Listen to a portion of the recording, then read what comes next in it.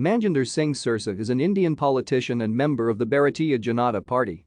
Sirsa was a former member of the Delhi Legislative Assembly and represented the Rajouri Garden. Sirsa is also elected member and president of Delhi Sikh Gurdwara Management Committee. Sirsa, who defeated outgoing President Paramjit Singh Sarna in the elections of 2013. However, losing to Paramjit Singh Sarna's brother Harvinder Singh Sarna in 2021 DSGMC polls, which was embarrassing for the party.